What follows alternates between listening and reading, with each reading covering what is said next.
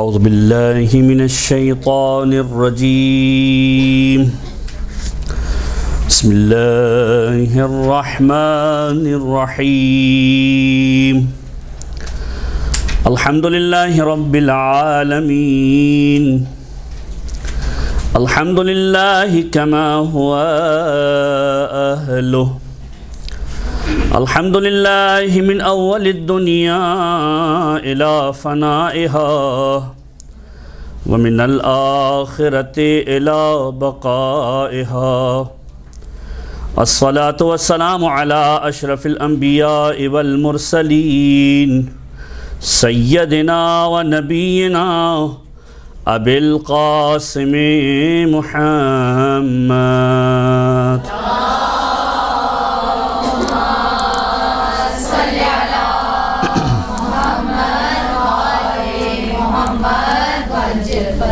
وعلى أهل بيته الطيبين الطاهرين المعصومين المظلومين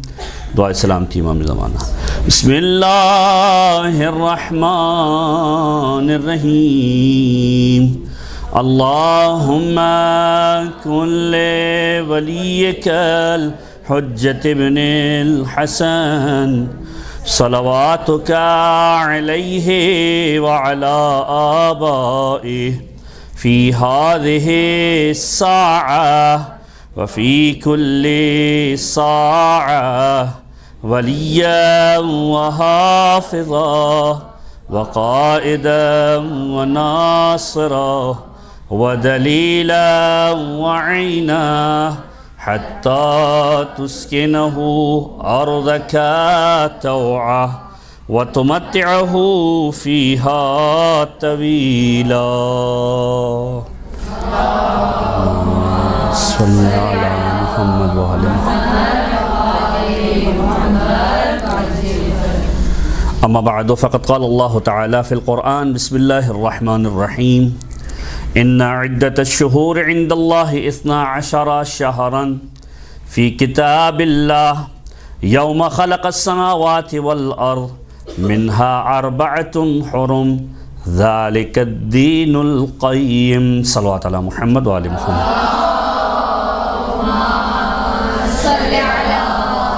محمد وعلى محمد قرآن محترم گفتگو کے لیے آج جو موضوع رکھا گیا تھا وہ ماہ مبارک رجب کے عنوان سے اور اسی کی ذیل کے اندر 2-3 باتیں اکثر باتیں آپ نے یقینی طور پر سنی ہوئی ہوگی 2-3 روایتیں ہیں جو تفصیلی روایتیں ہیں جو انشاءاللہ کوشش کریں گے کہ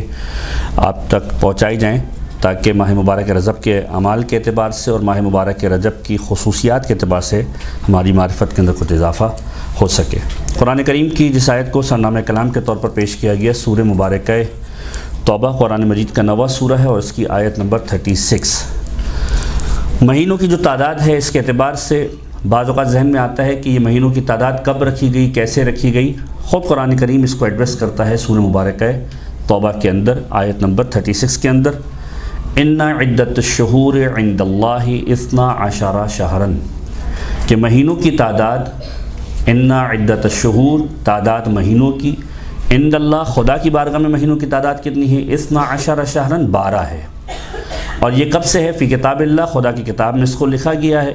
یوم خلق السماوات والارض کہ جب سے پروردگار عالم نے زمین اور آسمان کو خلق کیا ہے مہینوں کی تعداد 12 ہی ہے منہا 4 حرم اور اس میں 4 مہینے محترم ہیں احترام والے ہیں ذالک الدین القیم اور یہی مستحکم دین ہے۔ قرآن کریم کی ایک ظاہری تفسیر ہے اور ایک باطنی تفسیر ہے۔ یقینی طور پر ظاہر کے اعتبار سے انسان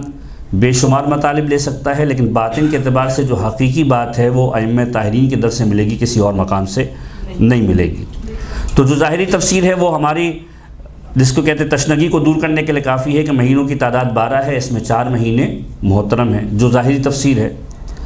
اور اس اعتبار سے بھی منطبق ہو جاتی ہے کہ آپ نے یقینی طور پر سنا ہوگا کہ زمانے جاہلیت کے اندر کچھ مہینے ایسے ہوا کرتے تھے کہ جن کو احترام کی نگاہ سے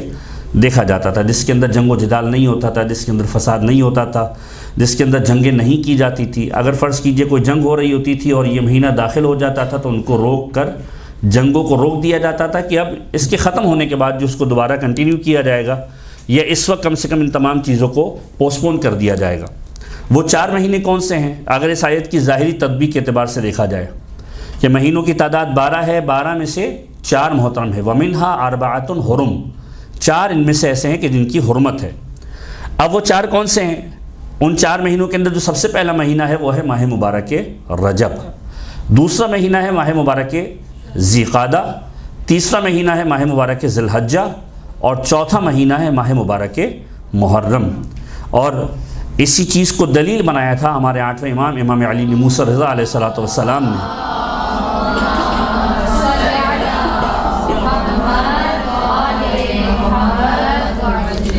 کہ جب ریان بن شبیب کی جو روایت آپ اکثر و بیشتر ماہ محرم کے ابتدا کے اندر سنتے ہیں کہ جب ریان آئے، داخل ہوئے مولا کے پاس، پہلی محرم کا دن تھا، مولا کے گھر میں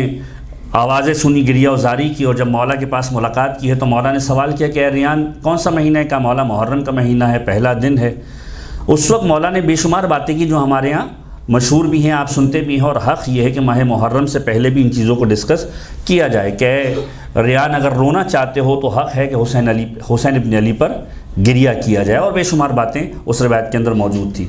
اسی کے اندر امام نے اس بات کو دلیل کے طور پر پیش کیا تھا کہ اے ریان، یہ محرم کا مہینہ وہ مہینہ ہے کہ جو حرمت والے مہینوں میں سے ہے، جن میں اسلام سے قبل زمانہ جاہلیت کے اندر لوگوں سے جنگ نہیں کی جاتی تھی، قتل و قتال نہیں کیا جاتا تھا، لیکن یہ کیا زمانہ ہے کہ میرے جد کو محرم کے مہینے کے اندر ذبح کیا گیا اور بے دردی کے ساتھ شہید کیا گیا۔ تو 4 مہینے ہیں کہ جن کا ایک احترام قبل از اسلام بھی تھا، ایک ماہ مبارک رجب، ایک ماہ مبارک ذی قعدہ، ماہ مبارک ذی الحجہ، اور ماہ مبارک محرم۔ یہ تو ایک ظاہری تفسیر ہو گئی اس آیت کا ایک ٹکڑا۔ دوسرا ٹکڑا جس کی وضاحت خود صادق آل محمد امام جعفر صادق علیہ السلام نے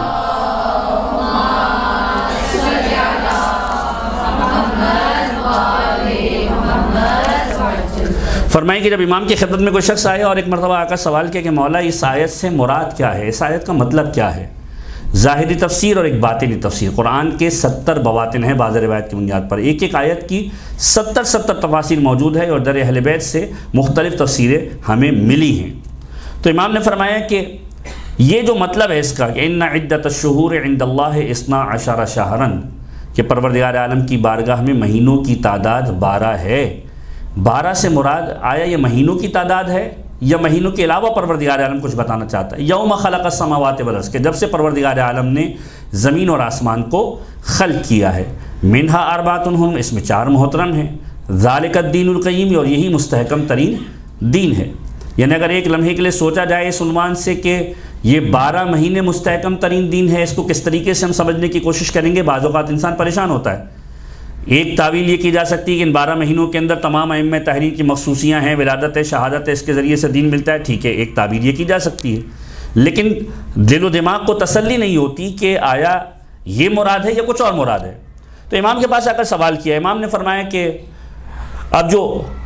مطالب علماء نے لکھے ہیں ان کا صرف خلاصہ آپ کی سماعتوں کی نظر کروں تاکہ اس امام کے مطلب کو ہم سمجھنے کی کوشش کر سکیں، کہ جب زمین و آسمان کو پیدا کیا ابھی دن رات کا تصور موجود نہیں تھا۔ مہینے کا تصور کب متحقق ہوتا ہے؟ کہ جب دن اور رات مل کر ایک دن پورا وجود میں آئے، 24 گھنٹے وجود کے اندر آئیں، اور اس طرح کے 30 دن گزر جائیں تو پھر مہینے کا وجود تصور کے اندر آتا ہے۔ جب زمین و آسمان کو پیدا کیا اس وقت دن اور رات کا تصور اس عنوان سے موجود نہیں تھا۔ اس کا مطلب یہ ہے کہ اگر مہینے کی بات کی جا رہی ہے تو ابھی دن رات کا تصور ہی موجود نہیں، تو پھر مہینے کی بات کس عنوان سے ہے؟ اب سمجھانے کی کوشش کی علماء نے کہ اس کا مطلب یہ ہے کہ امام کچھ اور بتلانا چاہ رہے ہیں کہ مہینے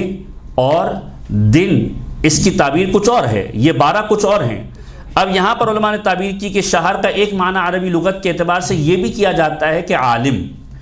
تو اگر اب اس اعتبار سے تطبیق کیا جائے تو اس عنوان سے سمجھنے کی کوشش کریں کہ مولا گویا بتلانا چاہتے ہیں کہ ان عدت الشہور، یعنی عالموں کی تعداد پروردگار عالم کی بارگاہ میں جب سے زمین و آسمان خلق کیا 12 ہی عالم تھے جو اس وقت سے تھے کہ جب پروردگار عالم نے خلقت آسمان و زمین کو رکھا تھا۔ وَمِنْهَا أَرْبَعَةٌ حُرُمٌ، اور ان میں 4 محترم تھے، یعنی 12 ایسے عالم۔ کون؟ جب امام سے پوچھا کہ مولا یہ 12 کون تھے؟ فرمایا کہ ہم ائمہ طاہرین کی ذوات اقدس وہ ہے کہ جن کو پروردگار عالم نے سب سے پہلے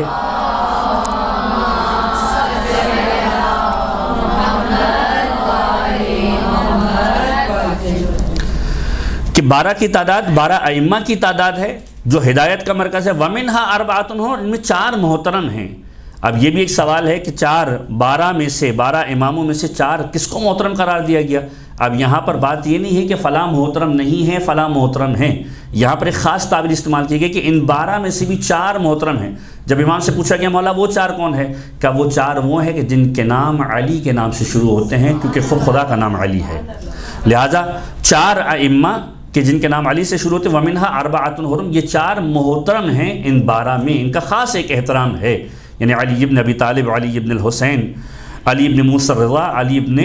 محمد الحادی، جن کی آج ولادت کا دن بھی ہے۔ ایک مرتبہ درود پڑھی محمد والے محمد پر۔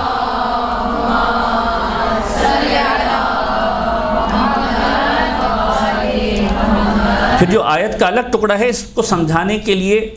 یہ باقاعدہ طور پر دلیل بنتی ہے کہ ذالک الدین القیم، یہی مستحکم ترین دین ہے۔ اگر ان 12 سے متمسک رہو گے تو دین پر باقی بھی رہو گے اور دین کے ساتھ متمسک بھی رہو گے۔ اگر ان 12 سے دور ہو گئے یا ان 12 کے علاوہ کسی اور کا اضافہ کر دیا تو در حقیقت گمراہی کے دلدل کے اندر چلے جاؤ گے۔ اب ماہ مبارک رجب کے اعتبار سے جو آیت کا ظاہری پہلو ہم آپ کے ساتھ ڈسکس کر رہے تھے کہ 12 مہینے ہیں اور 12 مہینوں میں 4 مہینوں کا خاص احترام ہے، جس میں ابتدا ہے ماہ مبارک رجب سے۔ ماہ مبارک رجب کی مخصوصیوں کے اعتبار سے یقینی طور پر یہ ساری چیزیں آپ کے ذہنوں کے اندر محفوظ ہوں گی کہ ماہ مبارک رجب کے اندر کس کی ولادت ہے، کس کی شہادت ہے، کون کون سے خاص ایام ہیں۔ ائمہ طاہرین کی ولادتیں بھی ہیں، ائمہ طاہرین کی شہادتوں کے ایام بھی اس کے اندر خاص طور پر موجود ہیں، اور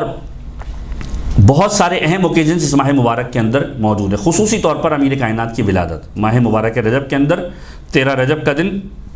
خانہ خدا کے اندر امیر کائنات کی ولادت کا دن، اور اس کے بعد ایک اور امپورٹنٹ ترین جو دن ہے وہ ہے یوم مبعث، 27 رجب کا دن، جب پیغمبر گویا اعلان رسالت کرنے ظاہری اعتبار سے جب مبعوث برسالت ہوئے۔ امام علی النقی کے ہی جملوں سے اپنی گفتگو کو آگے بڑھاتے ہوئے ماہ مبارک رجب کے 2-3 جو اہم ترین اعمال ہیں ان کے اوپر ہم ڈسکشن کریں گے کہ امام علی النقی علیہ الصلوۃ والسلام، ایک مرتبہ درود پڑھی محمد وعلی محمد پر۔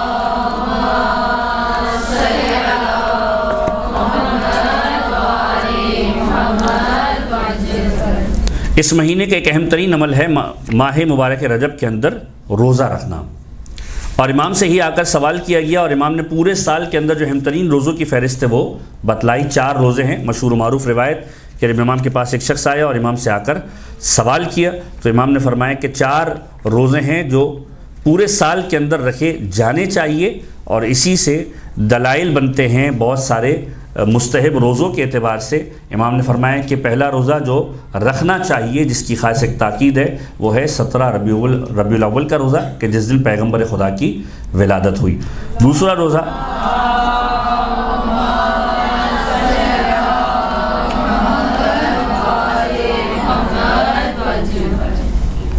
پہلا روزہ 17 ربیع الاول کا روزہ، دوسرا روزہ فرمایا 27 رجب کا روزہ یوم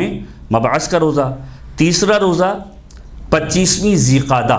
یعنی یوم دہو الارض اس کا روزہ، اور پھر فرمایا چوتھا روزہ جو ہے وہ ہے یوم غدیر کا روزہ کہ جب پروردگار عالم نے نعمتوں کو تمام کیا اور خدا اس دین سے راضی ہوا۔ تو روزے کے اعتبار سے ایک روایت جو امام معصوم نے ہم تک پہنچائی۔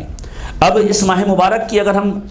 اعمال کے اعتبار سے ایک فہرست کو بنانا چاہیں تو خاص طور پر جو 3 واضح ترین چیزیں نظر آتی ہیں، اور یہ سب چیزیں آپ کے علم کے اندر ہیں، صرف ایک تکرار ہے، ایک گویا ریپیٹیشن ہے، ایک ریمائنڈر ہے کہ ہم متوجہ رہیں مسلسل ان چیزوں کی جانب، کہ 3 چیزیں ہیں جو اس ماہ مبارک کے اندر خاص طور پر فوکس کی گئی کہ انسان متوجہ رہے اس کی جانب۔ پہلی چیز ماہ مبارک کا روزہ، جس کو ہم آخر میں ڈسکس کریں گے۔ دوسری چیز، اس ماہ مبارک کے اندر پروردگار عالم کی بارگاہ میں بار بار استغفار اور توبہ کرنا، خداوند متعال سے طلب مغفرت کرنا، پروردگار عالم سے آتش جہنم سے آزادی کو طلب کرنا، پروردگار عالم کی بارگاہ میں بار بار اس انداز سے جانا کہ پروردگار اس مہینے کے اندر جو ہے وہ ہمیں معاف کر دے۔ لہٰذا جو دعائیں ملتی ہیں وہ آپ پڑھتے بھی ہیں، اللہم بارک لنا فی رجب و شعبان، کہ پروردگار اس ماہ مبارک رجب اور شعبان کو ہمارے لیے بابرکت قرار دے اور ہمیں رمضان تک پہنچا دے۔ در حقیقت ایک تیاری ہے جو پروردگار عالم ماہ مبارک رمضان کے لیے سٹارٹ کرا رہا ہے کہ ماہ مبارک رجب کو گزارو، ماہ مبارک رجب سے ماہ مبارک شعبان کی طرف جاؤ، ماہ مبارک شعبان سے ماہ مبارک رمضان کی طرف جاؤ۔ اب یہاں پر جو سیکوینس بھی نظر آتا ہے، اگر آپ روایتوں کے جملے اٹھا کر دیکھیں تو اس مہینے کو خدا کا مہینہ بھی قرار دیا گیا،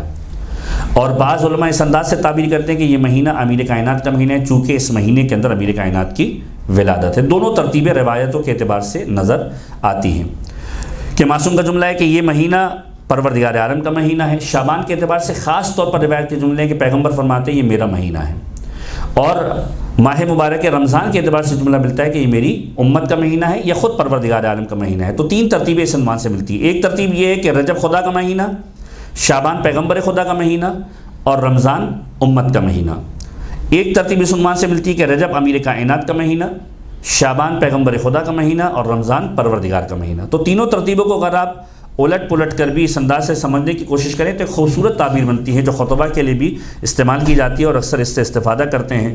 کہ در حقیقت دونوں طرف سے پروردگار عالم نے پیغام دیا کہ اگر پروردگار تک پہنچنا ہے تو بیچ میں اگر کوئی واسطہ ہوگا تو محمد مصطفیٰ صلی اللہ علیہ وآلہ وسلم کا واسطہ ہے۔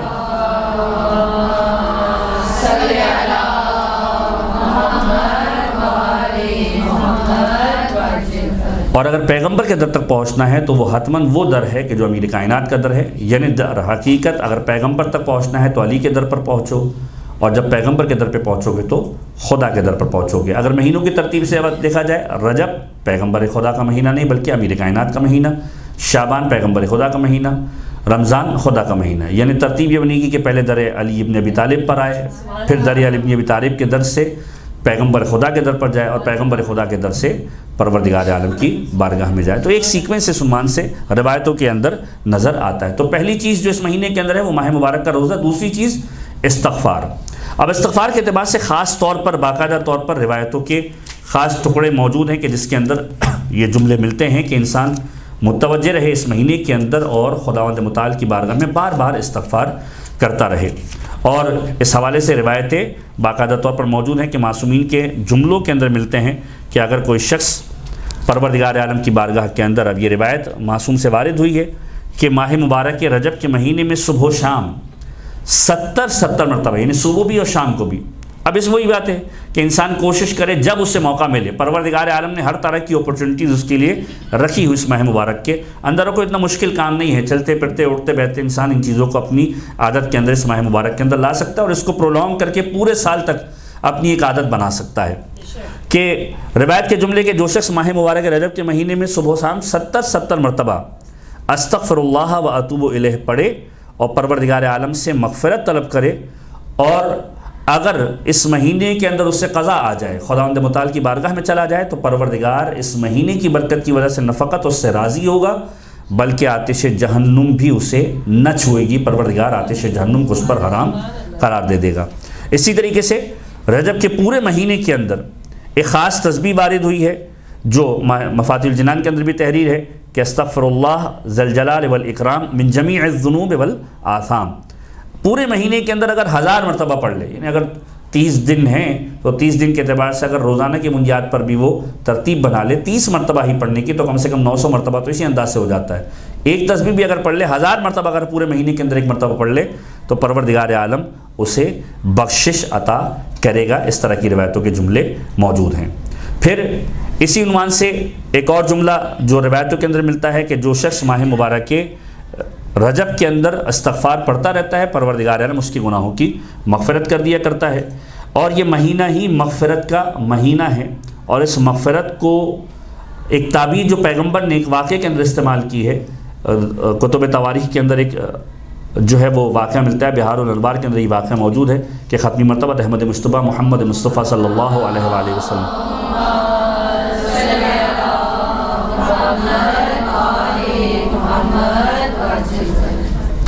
کہ پیغمبر اپنے اصحاب کے ساتھ ایک مرتبہ ایک جگہ سے گزرے اور قبرستان قریب تھا، قبرستان کے پاس سے پیغمبر گزرے، اور جب مقبرہ قریب آیا پیغمبر رکتے چلتے چلتے رک گئے، اور جب رکے تو کسی نے سوال کیا کہ یا رسول اللہ میرے ماں باپ آپ پر قربان ہو، آپ کے اس جگہ پر رکنے کی وجہ کیا ہے، ان قبور کے پاس اس مقبرے کے پاس آپ کے رکنے کی وجہ کیا ہے؟ جب پیغمبر کی جانب اس نے دیکھا فبکا رسول اللہ، پیغمبر رونے لگے، بکاء شدیدہ، شدت کے ساتھ پیغمبر نے گریہ کیا۔ وہ شخص کہتا ہے کہ جب ہم نے پیغمبر کو گریہ کرتے ہوئے دیکھا تو ہم بھی گریہ کرنے لگے۔ ابھی ہم رونے سے فارغ بھی نہیں ہوئے تھے کہ ایک مرتبہ پیغمبر نے جملہ فرمایا، جس راوی نے اس روایت کو نقل کیا اس کا نام ہے ثوبان۔ کہ پیغمبر نے فرمایا یا ثوبان ہؤلاء یعذبون فی قبورہم، پروردگار عالم ان لوگوں کو ان کی قبر کے اندر عذاب دے رہا ہے اور میں ان کے گریہ و زاری کو سن رہا ہوں، لہذا مجھے بھی گریہ ہو رہا ہے۔ اب پروردگار عالم نے ان کے اوپر رحم کر دیا ہے، میں نے پروردگار عالم سے دعا کی ہے کہ پروردگار ان کے عذاب کے اندر تخفیف کر دے۔ پھر پیغمبر نے جملہ ارشاد فرمایا، اور وہ جملہ بہت زیادہ امپورٹنٹ ہے، فرمایا فَلَوْ صَامُوا هَؤُلَاءِ ایام رجب وقاموا فیہا ما عذبوا فی قبورہم، اگر ان لوگوں نے اپنی زندگی کے اندر ماہ مبارک رجب کے اندر روزے رکھے ہوتے اور قیام کیا ہوتا تو پروردگار عالم اس عذاب سے بھی ان کو نجات دیتا ہے، اس عذاب کے اندر بھی ان کو گرفتار نہ کرتا۔ اس کا قطعاً یہ مطلب نہیں کہ ماہ مبارک رجب کے اندر روزے نہ رکھنے والا عذاب میں گرفتار ہوگا، یعنی کچھ بہت سارے عذاب ایسے ہوں گے جو انسان کے لیے لکھے گئے ہوں گے، لیکن ماہ مبارک رجب کی عبادت، ماہ مبارک رجب کے روزوں اور ماہ مبارک رجب کے قیام کے سبب پروردگار عالم اس عذاب کو بھی دور کر دے گا کہ جو عذاب اس کے مقدر کے اندر لکھا ہوتا ہے۔ پھر معصوم نے دو تین اور جملے فرمائے کہ اگر کوئی شخص ماہ مبارک رجب کے اندر روزہ رکھتا ہے، رات بھر عبادت کرتا ہے اور اس کا مقصد پروردگار عالم کی ذات کی خوشنودی ہوتا ہے تو پروردگار عالم 1000 سال کی عبادت اس کے نامہ اعمال کے اندر لکھتا ہے۔ دن کو روزے رکھنے والا قرار دیتا ہے، رات کو عبادت کرنے والا قرار دیتا ہے، اور اگر کوئی شخص دن میں روزے رکھے رات میں قیام کریں تو پروردگار عالم اسے ویسا اجر دے گا جیسے اس نے 1000 حج اور 1000 عمرہ کو انجام دیا۔ تو یہ وہ روایت ہے جو خاص طور پر اس عنوان سے ملتی ہے کہ اس ماہ مبارک کے اندر انسان کوشش کرے پروردگار عالم کی بارگاہ میں توبہ کرنے کی۔ دوسری چیز ہم نے بتایا آپ کے سامنے استغفار۔ تیسری چیز اس ماہ مبارک کے اندر صدقہ دینا، خاص طور پر تاکید ہے کہ اس ماہ مبارک کے اندر انسان کوشش کرے اور اپنے مال میں سے خداوند متعال کی بارگاہ کے اندر خرچ کرے اور پروردگار عالم کی بارگاہ میں خوشنودی کے لیے پروردگار کی اس عمل کو انجام دے کہ صدقے کو اپنی زندگی کا حصہ بنائے۔ عمومی طور پر ماہ مبارک رجب کے علاوہ بھی اس کی خاص تاکید موجود ہے۔ اب ہم آئیں اس موضوع کی طرف کہ ماہ مبارک رجب کے اندر روزہ رکھنے کی جو باتیں کی گئی ہیں اس کے حوالے سے روایتوں کے اندر کیا چیزیں ملتی ہے۔ ایک مرتبہ درود پڑھیے محمد و آل محمد پر۔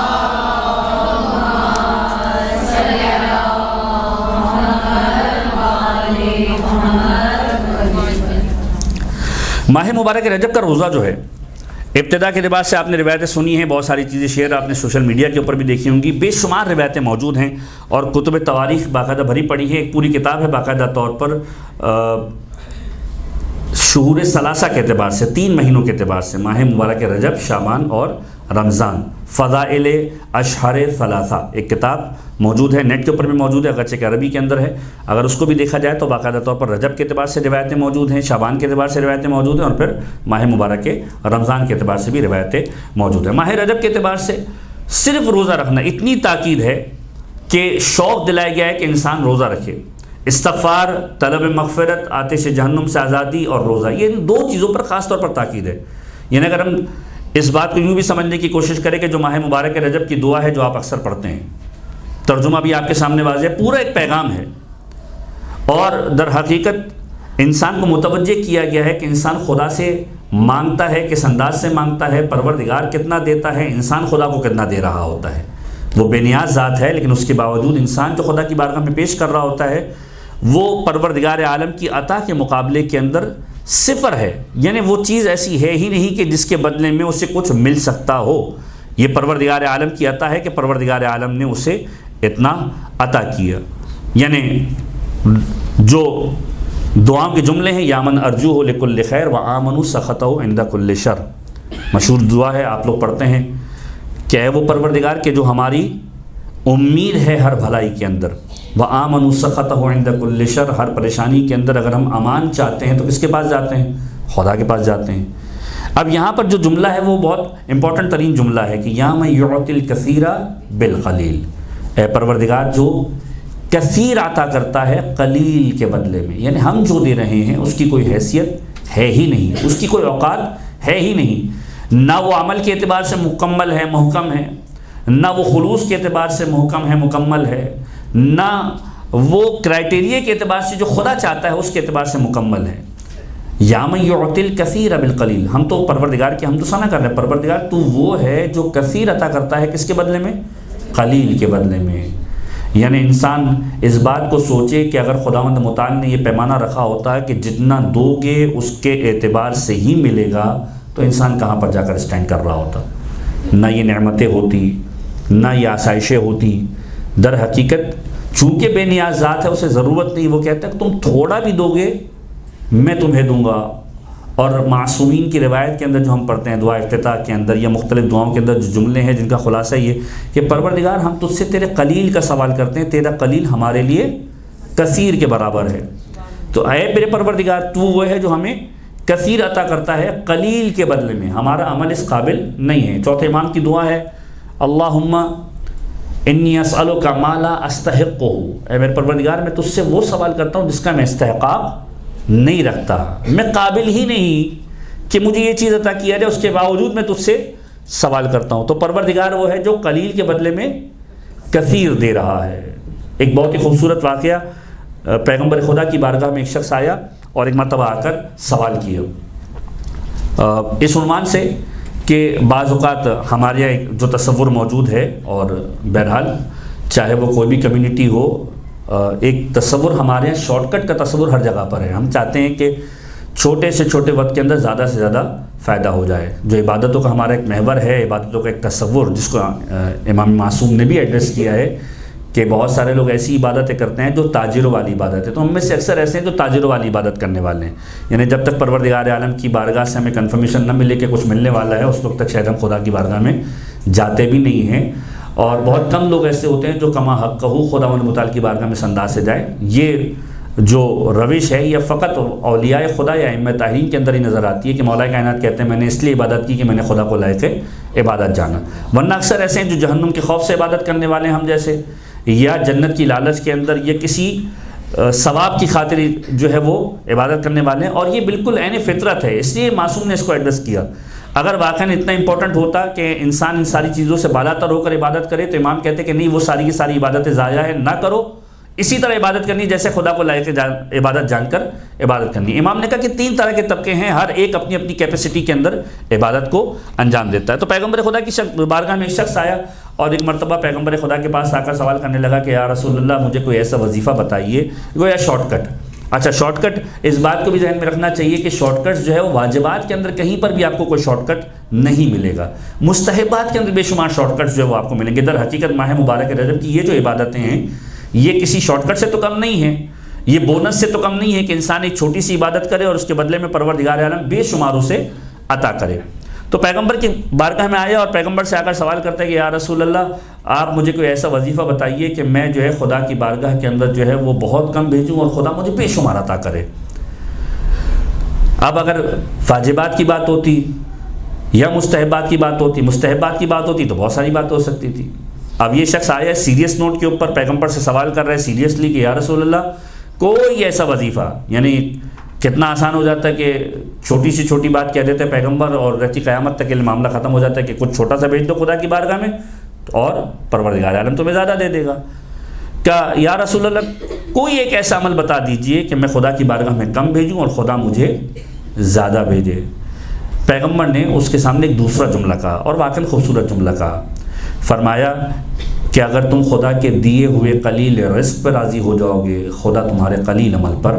راضی ہو جائے گا۔ اگر تم خدا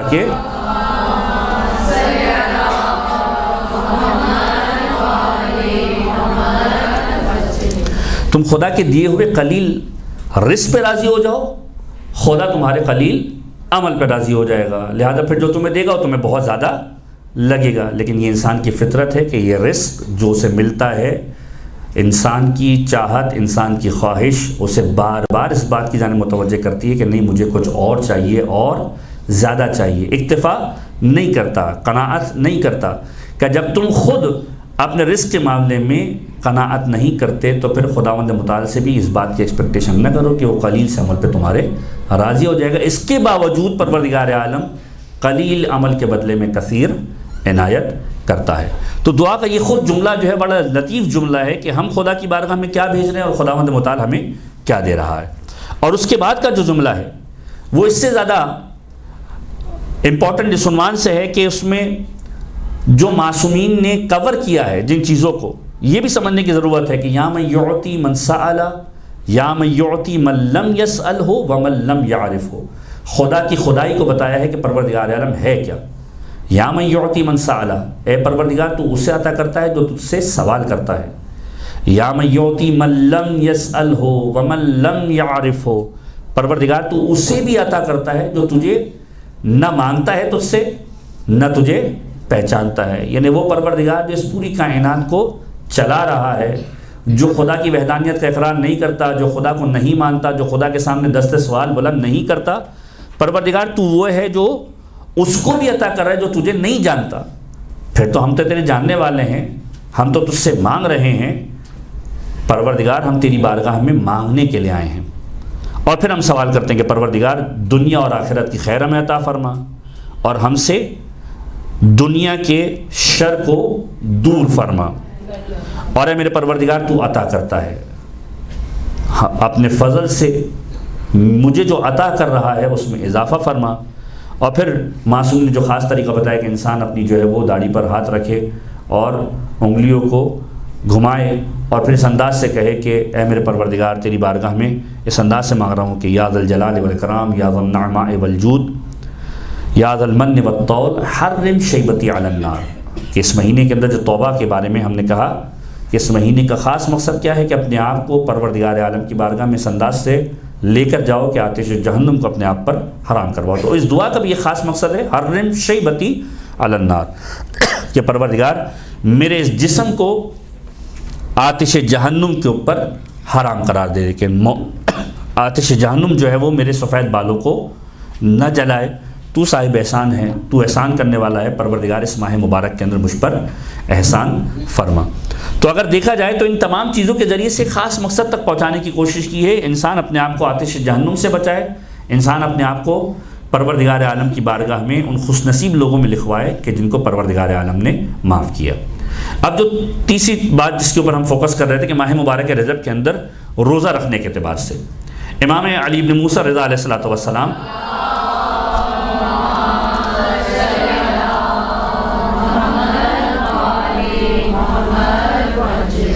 اصول کافی کی روایت ہے، امام فرماتے ہیں کہ جو شخص ماہ مبارک رجب کی ابتدا میں روزہ رکھے خدا سے رغبت کی خاطر کہ پروردگار عالم کی جانب اس کی توجہ ہو، تو پروردگار عالم جنت کے دروازے کھول دیا کرتا ہے ایسے شخص کے لیے کہ جو ماہ مبارک رجب کی ابتدا میں روزے رکھے۔ پھر فرمایا جو درمیان میں روزہ رکھے اور آخر رجب میں روزہ رکھے، پروردگار اسے جنت کے رکھوالوں میں شمار کرتا ہے، یعنی ان لوگوں میں شمار کرتا ہے کہ جن کو ایک خاص اسٹیٹس دیا گیا کہ جو جنت کے حاملین میں سے ہیں۔ اور پھر فرمایا اور ایسے شخص کو پروردگار عالم کیا رتبہ عطا کرے گا، اس کے ذریعے، اس شخص کے ذریعے کہ جو ماہ مبارک رجب کی ابتدا میں روزہ رکھ رہا ہے، جو درمیان میں روزہ رکھ رہا ہے اور جو آخر رجب میں روزہ رکھ رہا ہے، پروردگار اس کے ذریعے اس کے ماں باپ کی، اس کے بچوں کی شفاعت کر دیا کرتا ہے۔ یعنی ماہ مبارک رجب وہ مہینہ ہے کہ جو نہ فقط انسان کے خود کے کام آنے والا ہے بلکہ اس کے اہل و عیال کے بھی کام آنے والا ہے، والدین کے کام آنے والا ہے، اولاد کے کام آنے والا ہے۔ اب روایت کا جو جملہ ہے وہ اس انداز سے زیادہ مہم ہے کہ اس کے ماں باپ کی بچوں کی شفاعت کر دیا کرتا ہے، اگر وہ اہل نار میں سے ہوں تو بھی ان کی بخشش کا سبب بن جایا کرتا ہے۔ یعنی یہ روزہ نہ فقط خود کے کام آئے گا بلکہ ماں باپ کے کام آئے گا، اولاد کے کام آئے گا، اگر اہل نار میں سے بھی ہیں تو پروردگار عالم اس شخص کے اس عمل کے صدقے میں ان کی بخشش کا سامان فراہم کر دے گا۔ پھر روایت کا جملہ ختمی مرتبہ احمد مصطفیٰ محمد مصطفیٰ صلی اللہ علیہ وآلہ وسلم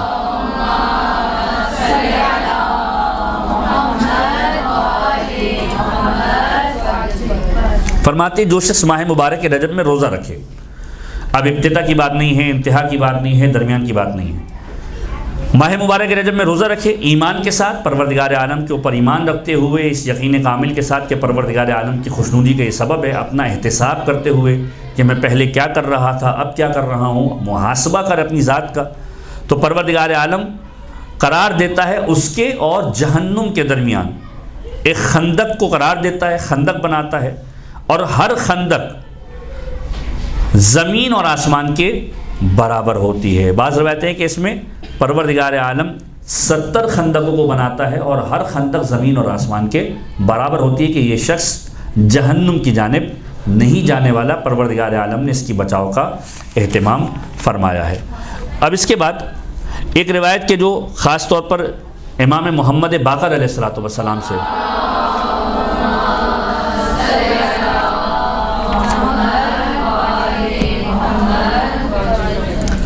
روایت ہے کہ معصوم فرماتے جو شخص ماہ مبارک رجب میں ایک دن روزہ رکھے، شروع میں یا درمیان میں یا آخر میں، تو پروردگار متعال بہشت کو اس کے لیے کھول دیا کرتا ہے۔ امالیہ شیخ صدوق کے اندر یہ روایت موجود ہے، اور ماہ مبارک رجب کی فضیلت کے اعتبار سے اپنی سپیچز کے اندر شیخ صدوق نے اس کو کوٹ کیا کہ امام باقر فرماتے ماہ رجب میں ایک دن روزہ رکھے، چاہے ابتدا کے اندر ہو، چاہے درمیان کے اندر ہو، چاہے آخر ماہ کے اندر ہو، خدا بہشت کے لیے اس کے دروازے کھول دیا کرتا ہے اس شخص کے لیے، اور روز قیامت وہ شخص ہمارے ساتھ ہوگا اور ہمارے درجے کے اندر ہوگا۔ یعنی ایک روزہ ماہ مبارک رجب کا اس قابل انسان کو بناتا ہے کہ وہ روز قیامت انشاءاللہ ائمہ طاہرین کے ساتھ ان کے درجے کے اندر محشور کیا جائے گا۔ پھر فرمایا جو کوئی 2 دن ماہ مبارک رجب کے روزے رکھے گا، اس سے کہا جائے گا تیرا عمل پروردگار عالم کی دہلیز پر پہنچ گیا، خدا تمہارے گزشتہ تمام گناہوں کو معاف کر رہا ہے۔ یعنی 2 روزے اور پروردگار عالم کی طرف سے گناہوں کی بخشش کا گویا سرٹیفکیٹ۔ پھر فرماتے ہیں کہ جو کوئی ماہ مبارک رجب کے اندر 3 روزے رکھے گا، اس سے کہا جائے گا کہ تیرے گزشتہ اور آئندہ کے تمام گناہ معاف کر دیے گئے۔ گزشتہ کے گناہ معاف کر دیے گئے، آئندہ کے گناہ کا مطلب کیا ہے کہ لائسنس مل گیا، یہ پہلے بھی میں بیان کر چکا ہوں کہ لائسنس نہیں ملا، پروردگار عالم توفیق دے گا کہ گناہ نہیں کرے گا، پروردگار عالم توفیق عطا کرے گا، اسے گناہوں سے محفوظ رکھے گا، انٹل اور انلیس کہ وہ اپنے کردار کو اس انداز سے بنا لے کہ اتنا گناہوں کا عادی ہو جائے کہ پروردگار عالم سلب توفیق کر لے، اس کی توفیق سلب کر لی جائے۔ اور یہ ہم سب کی دعا ہونی چاہیے ماہ مبارک رجب کے علاوہ بھی، اور یہ بارہا آپ سنتے ہیں کہ اللہم ارزقنا توفیق الطاعہ و بعد المعصیہ، کہ پروردگار ہمیں اطاعت کی توفیق عطا فرما اور معصیت سے دوری عطا فرما۔ تو جو 3 روزے رکھے گا اس سے کہا جائے گا تیرے گزشتہ اور آئندہ کے گناہ معاف کر دے، لہذا اپنے گناہگار بھائیوں میں سے، اب یہ امپورٹنٹ ترین چیز ہے کہ 3 روزہ رکھنے کے بعد خداوند متعال اس شخص کو ایک اسٹیٹس دے رہا، لہذا اپنے گناہگار بھائیوں میں سے جس کی چاہو شفاعت کرو، اور اپنے دوستوں میں سے بھی جس کی چاہو شفاعت کرو۔ یہ پروردگار عالم 3 روزے کے سبب اس انسان کو اسٹیٹس دے گا جو ماہ مبارک رجب کے اندر روزے رکھ رہا ہوگا۔ اور پھر روایت کے جملے کہ اگر کوئی شخص 7 دن ماہ مبارک رجب کا روزہ رکھے گا، پروردگار عالم جہنم کے 7 دروازوں کو اس کے لیے بند کر دے گا، یعنی انسان کے لیے جہنم کے 7 دروازے بند کر دیے جائیں گے۔ اور پھر فرماتے ہیں کہ اگر کوئی شخص ماہ مبارک رجب کے اندر 8 روزے رکھے گا، 8 روزے، پروردگار عالم اس کے لیے جنت کے 8 دروازے کھول دے گا اور منادی ندا دے گا کہ جنت میں جس دروازے سے چاہو داخل ہو جاؤ، پروردگار عالم نے ان دروازوں کو تمہارے لیے کھولا ہوا ہے۔ تو یہ ماہ مبارک رجب کے روزوں کے اعتبار سے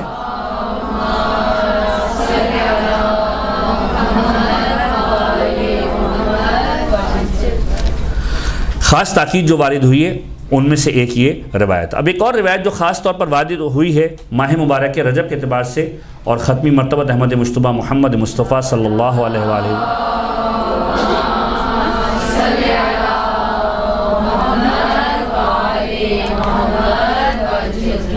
ابو سعید خدری پیغمبر کے ایک صحابی ہیں، ان سے یہ روایت جو ہے وہ ملی ہے، اور اس میں پیغمبر نے باقاعدہ طور پر 30 دن کے جو روزے ہیں، یعنی 30 روزے اگر کوئی رکھتا ہے تو ان 30 روزوں کے پروردگار عالم کیا ثواب عطا فرمائے گا، ان 30 روزوں کے اعتبار سے پروردگار عالم کے ثوابات کا تذکرہ کیا ہے امام معصوم نے۔ مطلب درود پڑھیے محمد والے محمد پر۔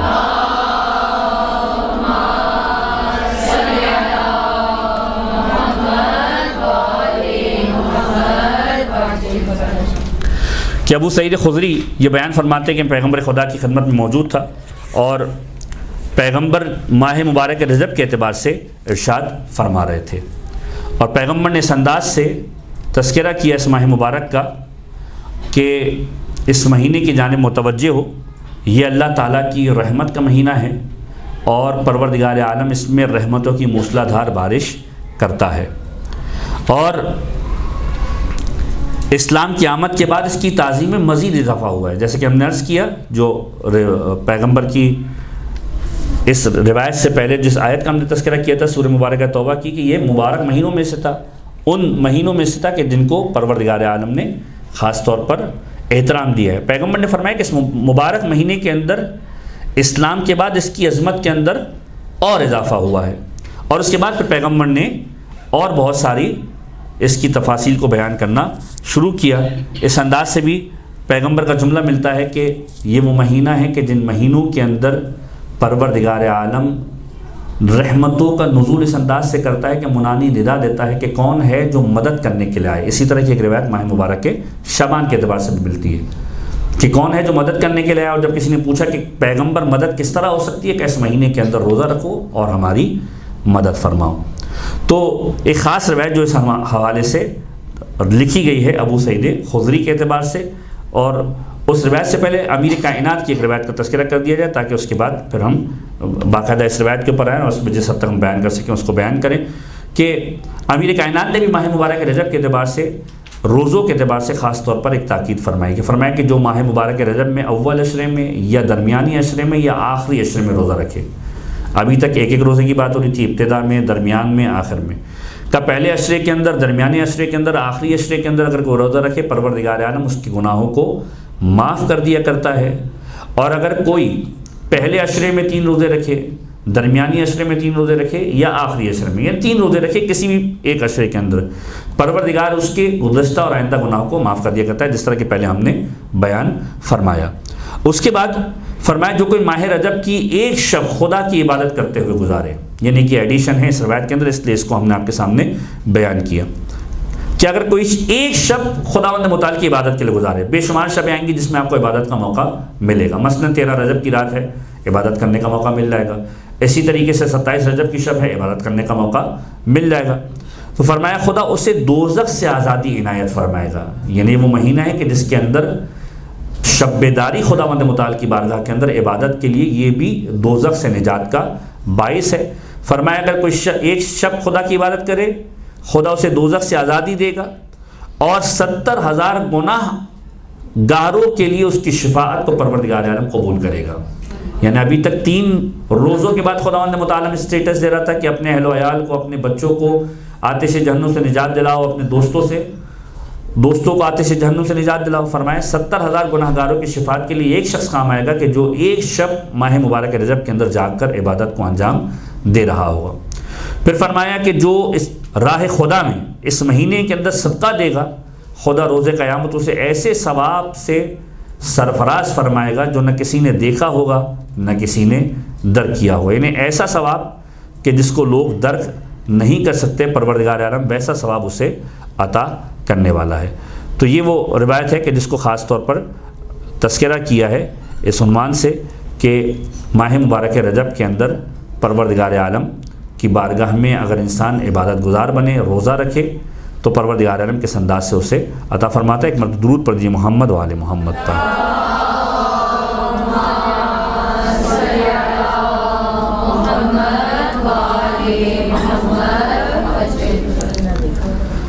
ٹھیک ہے، اب اس کے بعد ابو سعید خدری کی روایت جو پیغمبر کی بارگاہ میں تشریف لائے، پیغمبر نے فرمایا کہ رجب خدا کے نزدیک محبوب اور بزرگ مہینہ ہے۔ بہت تیزی کے ساتھ گزروں گا کیونکہ بہت ساری اس میں روایتوں کے اعتبار سے بہت ڈیٹیل موجود ہے، سے بیان کرتا جاؤں گا تاکہ آپ لوگ سماعت کرتے رہیں کہ خدا کے نزدیک ماہ مبارک رجب کی فضیلت بہت زیادہ ہے۔ زمانہ جاہلیت کے اندر بھی اس کو احترام حاصل تھا، اور اسلام کے بعد اس مہینے کے اندر اور اضافہ ہو گیا اس کی عظمت کے اندر، اس کے احترام کے اندر۔ پھر فرمایا آگاہ رہو تم میں سے جو کوئی بھی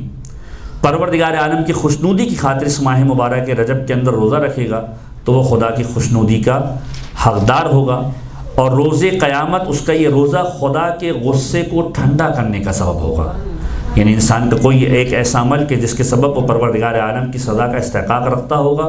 پروردگار عالم کی سزا اسے ملنے والی ہوگی، یہ روزہ سبب بنے گا کہ پروردگار عالم اس سبب سے کہ تو نے ماہ مبارک رجب کے اندر روزہ رکھا تھا اس پر نظر کرم فرمائے گا، اس پر غصہ نہیں کرے گا، اور خدا کی ٹھنڈک کا سبب ہوگا۔ اور یہ دروازہ دوزخ کو بند کرنے کا سبب بنے گا یہ روزہ کہ جو اس مہینے کے اندر وہ انجام دے گا۔ پھر فرمایا اس عنوان سے کہ اگر تمام زمین کو سونے سے پر کر دیا جائے تب بھی اس مہینے کے ایک دن کے روزے کا ثواب حاصل نہیں کیا جا سکتا۔ پروردگار عالم اتنا عطا کرنے والا ہے اس مہینے کے ایک روزے کے سبب کہ اگر اس پوری کائنات کی زمین کو سونے سے پر کر دیا جائے تو بھی اس ایک دن کے روزے سے بہتر وہ نہیں ہے، اور اس کا اجر نیکی کے علاوہ کچھ نہیں ہے جو پروردگار عالم نے اس کے لیے لکھی ہے، اور یہ اس صورت میں ہے کہ اسے خالص خدا کی طرف رضا کے لیے رکھا جائے، خوشنودی خدا کی خاطر انجام دیا جائے کہ اے میرے پروردگار میں نے صرف اس لیے اس روزے کو انجام دیا ہے کہ تیری خوشنودی کا طلبگار ہوں۔ اور پھر فرمایا کہ ماہ رجب کے روزے کے افطار کے بعد اس شب میں خدا اس شخص کی 10 دعائیں مستجاب کرتا ہے۔ یعنی ابھی تک صرف روزے کی بات تھی، فرمایا روزہ رکھنے کے بعد جب افطار کر لو گے اس شب کے اندر جو دعا مانگو گے خدا 10 دعائیں تمہاری قبول فرمائے گا، اور اگر وہ بندہ دنیا کے نفس سے اس کا اجر چاہے گا تو خدا اسے عطا کرے گا۔ یعنی اگر کوئی شخص کہے کہ نہیں مجھے آخرت میں نہیں، پروردگار دنیا میں چاہیے، پروردگار اسے دنیا کے اندر جو ہے وہ عطا فرمائے گا، اس کی دعاؤں کو مستجاب فرمائے گا، اسے عطا کرے گا۔ اگر وہ دنیا کے اندر مطالبہ نہیں کرتا تو پروردگار عالم آخرت میں اس کے لیے اس کا بہترین ذخیرہ رکھے گا جو روز قیامت اس کے لیے آمادہ ہوگا۔ اور اس روزے کے بدلے میں خداوند متعال جو عطا دینے والا ہے کہ یہ کہ خدا ایسے بندے کو جو روزہ رکھ رہا ہے اس ماہ مبارک کے اندر، اولیاء خدا کے اندر، اصفیاء خدا کے اندر اپنے دوستوں کی مانند شمار کرتا ہے اور اس کی دعاؤں کو مستجاب فرماتا ہے۔ یہ وہ شخص کہ جو ماہ مبارک رجب کے اندر ایک روزہ رکھے۔ پھر فرمایا کہ اگر کوئی شخص ماہ مبارک رجب کے اندر 2 روزے رکھے اور 2 روزے رکھے تو پروردگار عالم اسے وہ اجر عطا کرے گا کہ زمین و آسمان کے برگزیدہ بندے، یعنی وہ افراد کے جو خداوند متعال کی بارگاہ میں ایک اسٹیٹس رکھتے ہیں، جن کو پروردگار عالم نے ایک محترم شخصیت قرار دیا ہے، اس کے احترام کا حساب لگانے سے قاصر رہیں گے۔ یعنی خداوند متعال اتنی عزت عطا کرے گا کہ زمین و آسمان کے برگزیدہ بندے بھی اس کے احترام کو گننے سے قاصر رہیں گے۔ خدا اس بندے کی عمر کو دراز کر دے گا۔ عمر بڑھانی ہے، صلہ رحم اپنی جگہ پر ایک اصول ہے، اور دوسری چیز ماہ مبارک رجب کے اندر 2 روزے کم سے کم رکھے۔ اور پھر فرمائیں کہ اسے صادقین کی عمر بھر کی نیکیوں کا ثواب عنایت کرے گا۔ جو خدا کی بارگاہ میں صادقین ہیں ان کی جو نیکیاں ہیں اس کے برابر پروردگار عالم نامہ اعمال میں ثواب لکھے گا، اور روز قیامت وہ صادقین کے ساتھ لوگوں کی شفاعت کرنے والوں میں شمار فرمائے گا۔ یہ صادقین کون سے لوگ ہیں؟ یہ پروردگار عالم کے وہ خاص بندے ہیں کہ جن کے بارے میں پروردگار عالم قرآن کریم میں ارشاد فرماتا ہے کونوا مع الصادقین، سچے لوگوں کے ساتھ ہو جاؤ۔ اہل بیت اطہار اور اہل بیت کے خانوادے کے وہ خاص افراد کے جن کو پروردگار عالم نے یہ اسٹیٹس عطا کیا ہے، روز قیامت ان کے ساتھ نہ فقط محشور کیا جائے گا بلکہ ان کے ساتھ لوگوں کی شفاعت کرنے کا حق بھی پروردگار عالم اسے عطا فرمائے گا۔ اس کے بعد فرمایا کہ جو شخص ماہ مبارک رجب کے اندر 3 روزے رکھے، پروردگار عالم اسے کیا عطا فرمائے گا؟ فرمائے گا کہ پروردگار عالم جنت، خدا اس کے اور دوزخ کے درمیان ایک خندق کو کھود دے گا، اور 70 سال کی مسافت کے برابر ایک پردے کو حائل کر دے گا کہ یہ شخص جہنم سے دور ہو جائے گا۔ اور پھر جب یہ روزہ مکمل ہوگا، تیسرا اس کا، پروردگار عالم تیسرے روزے کے مکمل ہونے پر ایک جملہ ایسے کہے گا جو روایتوں کے اندر اس انداز سے لکھا ہوا ہے کہ لقد وجب حقک علیہ، کہ بتحقیق تیرا حق مجھ پر واجب ہو گیا ہے۔ کون کہہ رہا ہے؟ خدا کہہ رہا ہے۔ کس کے لیے کہہ رہا ہے؟ جس نے 3 روزے رکھے، کہ تیرا حق مجھ پر واجب ہو گیا ہے۔ وَوَجَبْتُ لَكَ مُحَبَّتِي وَوِلَایَتِي، بس مجھ پر واجب ہو گئی کہ میں تجھ سے محبت کروں اور تیرے لیے اپنی ولایت رکھوں، تیری ولایت مجھ پر موجب، تیری محبت و ولایت مجھ پر واجب ہو گئی ہے۔ اشہدکم یا ملائکتی، اپنے ملائکہ کو مخاطب کرے گا اور کہے گا اے ملائکہ گواہ رہو۔ کیا گواہ رہو؟ انی قد غفرت، میں نے معاف کر دیا ہے اس کے پرانے گناہوں کو بھی، اور آئندہ کے لیے بھی اسے توفیق دی ہے کہ گناہوں سے محفوظ رہے گا۔ تو یہ 3 دن کا روزہ پروردگار عالم کی بارگاہ کے اندر ایک ایسی خندق کے کھودنے کا سبب بنے گا جو 70 سال کی مسافت دور کر دے گی اس کو جہنم سے، اور افطار کے وقت پروردگار عالم فرمائے گا کہ مجھ پر تیری ولایت کی محبت کا حق لازم ہے، اے میری فرشتوں گواہ رہو، میں نے اس کے گزشتہ تمام گناہوں کو معاف کر دیا، اور آئندہ گناہوں کو بھی معاف کرتا ہوں، انہیں توفیق عطا کرتا ہوں کہ گناہوں کو انجام نہیں دے گا۔ چوتھے روزے کا ثواب، یعنی 4 روزے اگر کوئی رکھتا ہے تو پروردگار عالم اسے کیا ثواب عطا فرمائے گا؟ فرمایا کہ اگر کوئی شخص 4 دن روزے میں گزارتا ہے تو پروردگار عالم تمام بلاؤں، بیماریوں، جزام و برس اور فتنہ دجال اور عذاب قبر سے محفوظ رکھے گا۔ آج کے دور کے اندر سب سے بڑا فتنہ کیا ہے؟ شیطان کا فتنہ ہے، یہ دجالی فتنہ ہے کہ جس کے اندر مصیبتیں آپ کے سامنے آ رہی ہیں، کسی بیماری کی صورت کے اندر، میڈیا کی صورت کے اندر، مختلف کیفیتوں کے اندر آپ کے سامنے ہیں۔ ہم میں سے ہر ایک محفوظ رہنا چاہتا ہے کہ آج کے دور کے اندر فتنے سے محفوظ رہے، عذاب قبر سے ہم سب محفوظ رہنا چاہتے ہیں کہ جو شخص 4 روزہ رکھے گا پروردگار عالم اسے ان تمام بیماریوں اور بلاؤں سے بھی محفوظ رکھے گا اور فتنے سے بھی محفوظ رکھے گا، اور اس کے نامہ اعمال کے اندر توابین کا اجر پروردگار عالم تحریر فرمائے گا۔ جس طریقے سے روز قیامت عبادت گزاروں کو پروردگار عالم اجر عطا فرمانے والا ہے، اسی طریقے سے اسے بھی اجر عطا فرمائے گا۔ اور پھر 5ویں روزے کے اوپر معصوم کا جملہ یہ ہے، پیغمبر فرماتے ہیں کہ جو شخص ماہ مبارک رجب کے اندر 5 دن روزہ میں گزارے گا تو خدا پر لازم ہے کہ وہ اسے روز قیامت خوشنود کرے گا، اس کا چہرہ 14ویں کے چاند کی مانند جو ہے پروردگار عالم چمکتا ہوا رکھے گا، اور اس کے حساب کے اندر ایک بہت بڑے پہاڑ کے ذرات کے برابر ثواب کو لکھا جائے گا۔ کوہ عالش کا نام روایت کے اندر تحریر کیا ہے کہ کوہ عالش کے ذرات کے برابر پروردگار عالم ثواب لکھے گا، اور اسے بے حساب بہشت کے اندر داخل کیا جائے گا، اور کہا جائے گا جو چاہتے ہو اپنے پروردگار عالم سے طلب کرو، تمہارا پروردگار تمہیں عطا کرے گا۔ 5 روزوں کے ثواب کے بدلے میں پروردگار عالم یہ عطا فرمائے گا۔ اس کے بعد 6 روزے اگر کوئی رکھتا ہے تو فرمایا کہ اگر کوئی شخص 6 دن روزے میں گزارے ماہ مبارک رجب کے اندر، یعنی اس میں ایسا نہیں ہے کہ مسلسل 5 ہر دن روزہ رکھے، مطلب 6 روزے پورے مہینے کے اندر رکھے تو پروردگار عالم یہ ثواب دے رہا ہے۔ اس کی انتہا 30 تک لے گئے کہ اگر فرض کیجئے کوئی 30 روزے رکھتا ہے تو پروردگار عالم کیا ثواب دے گا۔ طویل روایت ہے، مختصراً جتنا ہم اس کو کور کر سکتے ہیں، 1-2 منٹ جو ہمارے پاس باقی ہے اس کے اندر ہم مکمل کرنے کی کوشش کریں گے۔ 2-3 اور باتیں کہ اگر کوئی شخص ماہ مبارک کے رمضان کے 6 روزے رکھے اور 6 دن روزوں میں گزارے تو معصوم فرماتے جب اپنی قبر سے برآمد ہوگا تو نورانی چہرہ لیے ہوگا اور آفتاب اس کے نور کے سامنے ماند ہوگا، یعنی سورج جس کی روشنی سے پورا خطہ نورانی ہو جاتا ہے، اس کے نور کے سامنے سورج کی روشنی ماند پڑ رہی ہوگی۔ اس کو پروردگار عالم ایسا نور عطا کرے گا کہ حاضرین قیامت اس نور سے استفادہ کریں گے، اور ایک ایسی امان عطا کی جائے گی کہ پل صراط سے بے حساب گزر جائے گا، اور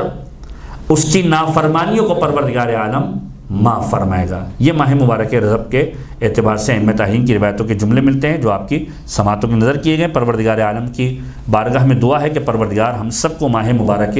رجب کی برکتوں کو، رحمتوں کو حاصل کرنے کی توفیق عنایت فرمائے، اس ماہ مبارک کو بہترین طریقے سے گزارنے کی توفیق عنایت فرمائے، اس ماہ مبارک کے ذریعے سے خدا کا قرب حاصل کرنے کی توفیق عنایت فرمائے،